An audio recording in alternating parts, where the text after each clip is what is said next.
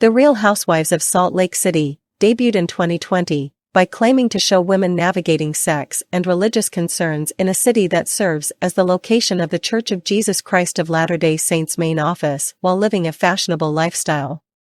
The Real Housewives of Salt Lake City cast member Jennifer Shah, a television celebrity, entered a plea of guilty to conspiracy to conduct wire fraud in July 2022 for her participation in a telemarketing scheme that preyed on the weak.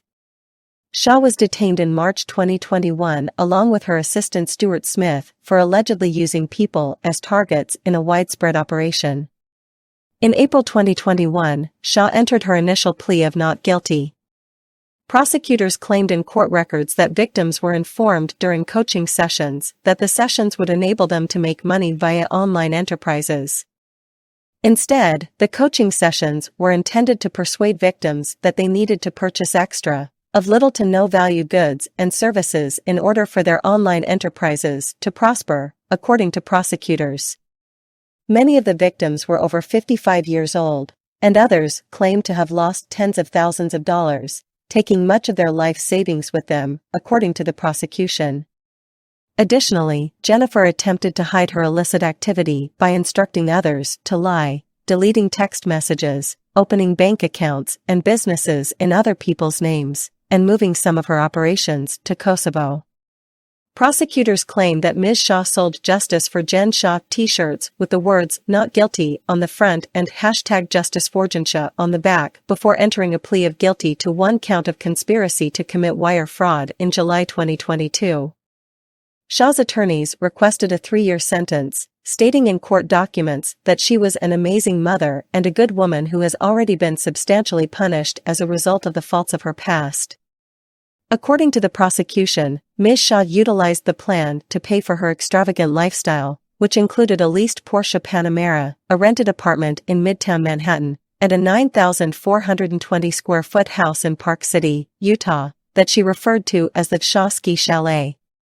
Shah expressed regret for her actions and promised to work for the rest of her life to make things right. She agreed to forfeit $6.5 million, £5.3 million, and 30 expensive goods, including jewelry and designer handbags, as part of her plea bargain. She shall also make compensation of up to $9.5 million, £7.8 million.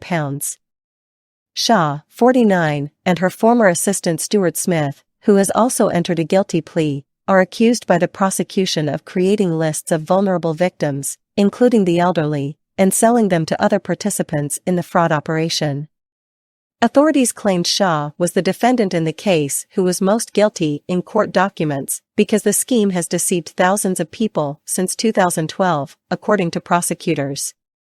A widow in her 70s who lost half of her life savings and another person with a health issue who lost money to the plan to pay for phony business prospects and became homeless were among the victims, according to victim testimony. The reality star constantly promoted her opulent lifestyle during the show, including her pricey accessories, apparel, and a group of many aides known as the Shah Squad. She first entered a not guilty plea and continued to do so for the majority of the 3rd season of the show. Shah's past explanations of her employment and financial condition frequently left fellow cast members and viewers perplexed. Direct response marketing is what I have been doing for the past 20 years. I have a fortune, in a 2019 interview, she remarked. On February 17, Shah will turn herself into a federal jail.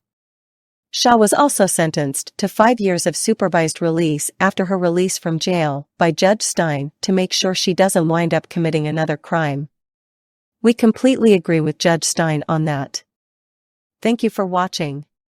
Please use the hammer Judge Stein used in sentencing Jennifer Shah to hit the subscribe or follow button.